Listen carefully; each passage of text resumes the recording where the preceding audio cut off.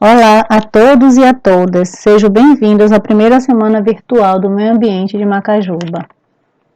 Meu nome é Neide Conceição, eu sou mestre em Bioquímica e Biologia Molecular, faço doutorado também na mesma área e sou bacharela em Biotecnologia. Hoje eu vou apresentar o trabalho Mudanças Climáticas e os Impactos para o Meio Ambiente.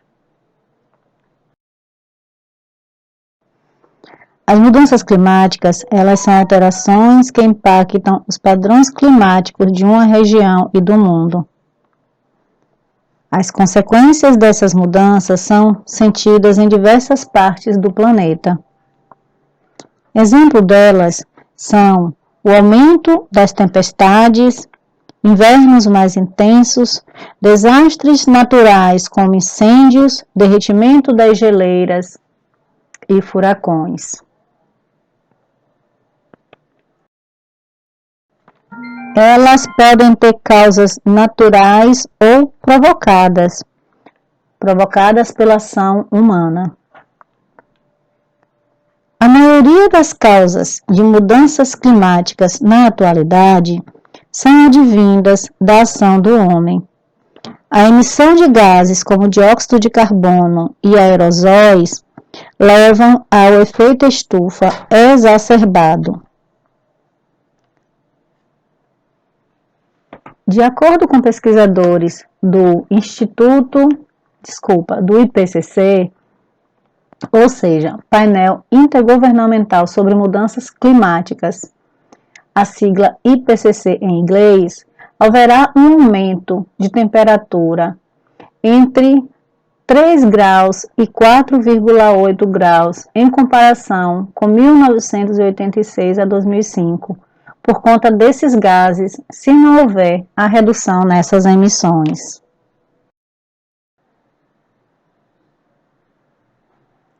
O crescimento da população aumenta a demanda por mais alimentos. Dessa forma, ocorre o crescimento dos episódios de desmatamentos e também das queimadas. Estas queimadas liberam gases como o gás carbônico, o metano e também o óxido nítrico. Outro fator agravante é a produção e decomposição do lixo. No Brasil, os principais ecossistemas afetados pelas queimadas são a floresta amazônica e o cerrado. A imagem que vocês estão visualizando mostra o estrago feito pelo desmatamento e queimadas em uma parte da Amazônia.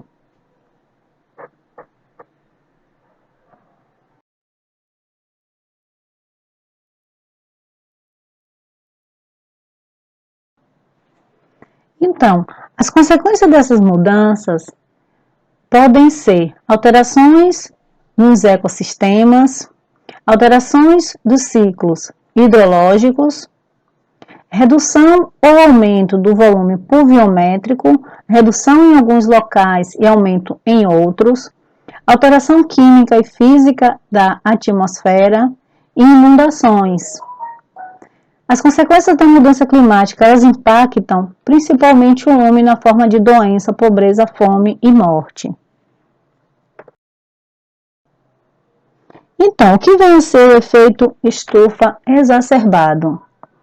O efeito estufa, ele tem um lado bom e tem também o seu lado mau.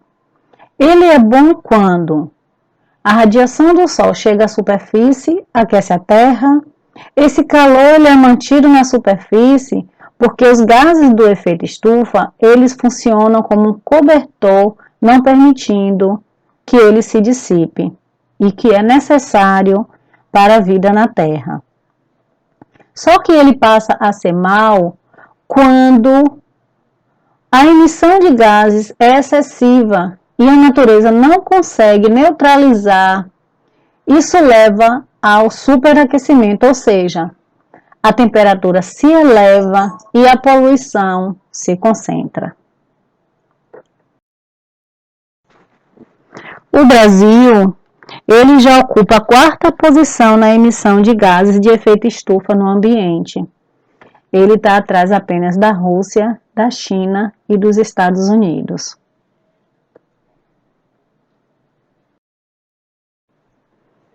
Então, quando se fala em mudanças climáticas no Brasil e as suas consequências, eu trouxe aqui um resumo geral de algumas regiões do país, como o norte, que já está ocorrendo eventos climáticos inusitados, como a seca que ocorreu em 2005, a elevação da temperatura, a perda da biodiversidade, como está ocorrendo na Amazônia, em alguns locais e vários locais no país, alteração no fluxo de calor.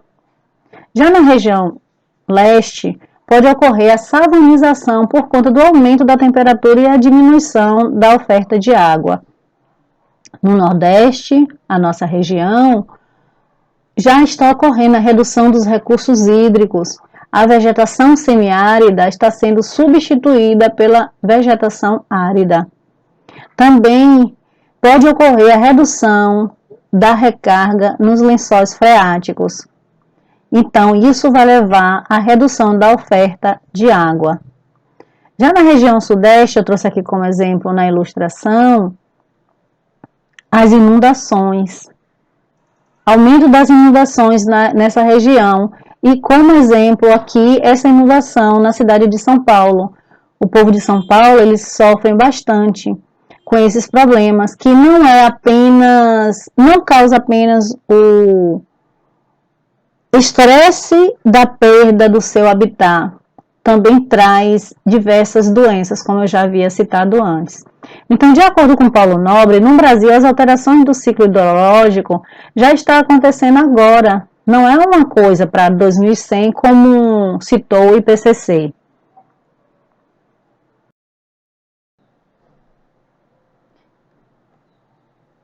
Essa ilustração mostra as consequências do efeito estufa e os impactos no futuro do planeta. O calor que fica retido nas camadas mais baixas da atmosfera provoca o aumento da temperatura média da Terra e futuramente pode trazer graves problemas ao nosso planeta. Os ecossistemas, eles poderão ser atingidos e muitas espécies serão extintas. O derretimento das geleiras, o alagamento de ilhas, muitas ilhas irão desaparecer. A incidência de tufões, furacões, maremotos e enchentes vão ocorrer com mais intensidade. E a produção agrícola poderá ser afetada negativamente, reduzindo a quantidade de alimentos em nosso planeta. Então, isso é uma situação muito caótica que pode vir a acontecer, porque em outros países que são mais desenvolvidos, isso já é o prenúncio de um grande problema. Imagine aqui, no nosso país, que já tem tantos problemas políticos a serem resolvidos, tantos problemas na comunidade, que tanta gente do nosso povo passa fome.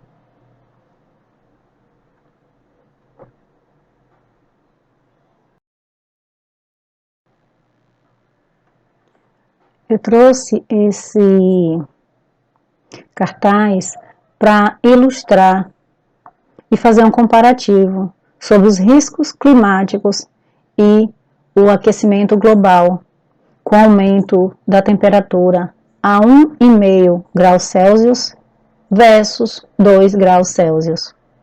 Então, eu destaquei aqui, inicialmente, a disponibilidade de água. Com o aumento da temperatura em 1,5 graus Celsius, 350 milhões de moradores nas cidades serão afetados por secas severas até 2100. Com o aumento de 2 graus Celsius, 410 milhões de moradores nas cidades afetados por secas severas até 2100. Já Os danos nas geleiras do Mar Ártico. A 1,5 graus Celsius, teremos verões sem geleiras no Ártico ao menos uma vez a cada 100 anos. 2 graus Celsius de aumento, verão sem geleira no Ártico ao menos uma vez a cada 10 anos. Quando se trata dos oceanos, poderá ocorrer branqueamento dos corais. Com aumento de 1,5 graus Celsius, 70% dos recifes de coral serão perdidos até 2100, versus 2 graus Celsius que todos os recifes de corais seriam perdidos até 2100. E por último, o impacto sobre a produção de alimentos. A cada meio grau de aquecimento, vai reduzir a produtividade e o valor nutricional dos alimentos nas regiões tropicais. Então, imagine o que pode ocorrer se houver essa alteração, se não for feito nada para parar essa coisa que está acontecendo, que é o uso desenfreado do homem dos recursos da natureza, sem pensar no amanhã.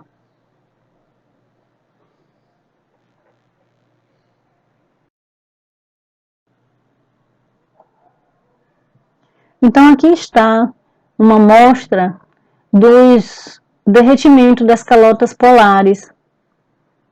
Então, esse derretimento pode levar também a aumento do nível do mar e as secas que ocorrem bastante aqui no nosso país, na região Nordeste, que traz muito sofrimento ao povo nordestino e muita fome. Esse aquecimento global também acidifica os oceanos, por sua capacidade de absorção e retenção do carbono que fica reduzida. Então, isso contribui para o aumento da concentração do dióxido de carbono na atmosfera. Eu trouxe essa ilustração do grupo Iberdrola, que também trata sobre os efeitos socioeconômicos da mudança climática. Então, os custos de adaptação das zonas costeiras com a subida do nível do mar, porque eles vão precisar se deslocar, serão muito altos. Haverá perda de capacidade de trabalho devido ao calor. Aumento dos conflitos bélicos por redução da oferta de alimentos e de demais recursos. Agravamento do acesso à água potável em diversas áreas. Queda de produtividade agrícola. Aumento do preço dos alimentos de consumo habitual. Aumento da pobreza. Aumento das doenças e propagação das doenças por conta do aumento da temperatura, da poluição do ar e também das inundações.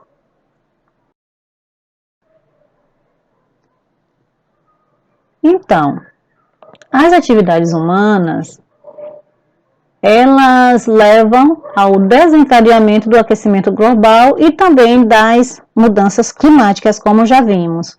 Então, o que podemos fazer? Eu trouxe essa ilustração do grupo Iberdrola também, que fala sobre 5 pontos chaves da sociedade que vencerá as mudanças climáticas. Então, ponto 1, compromisso. Ponto 2, participação.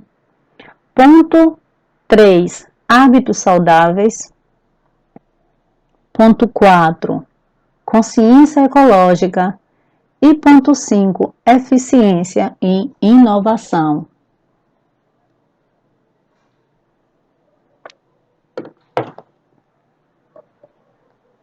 O compromisso. A crise climática, ela precisa de pessoas que exijam ações políticas dos governantes dos seus países. E eu acrescento, não só dos seus países, mas dos seus estados, dos seus municípios. Ponto 2. A participação. As mudanças climáticas, elas requerem indivíduos que contribuam para a sustentabilidade de suas comunidades com soluções práticas. Tem ideias e soluções práticas que venham a melhorar o seu habitat, o seu meio ambiente, tenta colocar em prática. Ponto 4. Consciência ecológica. As sociedades que amam e respeitam a natureza ajudam com seu exemplo no combate contra o aquecimento global. Então, como podemos ter uma consciência ecológica? Entre as opções, nós temos reduzir a produção de lixo, reciclar o nosso lixo, fazer uma coleta seletiva e tentar não prejudicar a natureza. O ponto 5, eficiência e inovação. Nesse ponto 5, eficiência e inovação, está incluso também ensino e pesquisa, porque para ter inovação precisa de estudo. Então, as mudanças climáticas, elas precisam de pessoas que priorizem a poupança energética e o uso de energias renováveis. Produção de energias renováveis, como a energia eólica. E por último, eu deixei o ponto 3, que são os hábitos saudáveis, como caminhar, andar de bicicleta, comer de forma sadia, são rotinas que favorecem a luta contra as mudanças climáticas. Então, evitar o exagero, evitar o consumismo,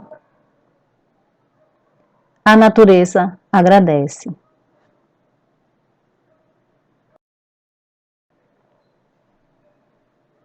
Então, outras opções, aqui de uma forma mais expansiva, como solução ao aquecimento global e essas mudanças. Energia limpa, como a substituição das fontes de energia baseadas em combustíveis fósseis, que são bastante danosas para a natureza, por fontes de energias renováveis, como a energia eólica. Para a redução do desmatamento, fiscalizar e punir a realização de queimadas em lavouras, áreas de pastagens e em regiões de cobertura vegetal natural. No Brasil, atualmente, esse assunto está bastante polêmico. Então, esse ponto de fiscalização e punição é bastante importante. E por último, a redução na emissão de poluentes, com a instalação nas indústrias de equipamentos como catalisadores e filtros.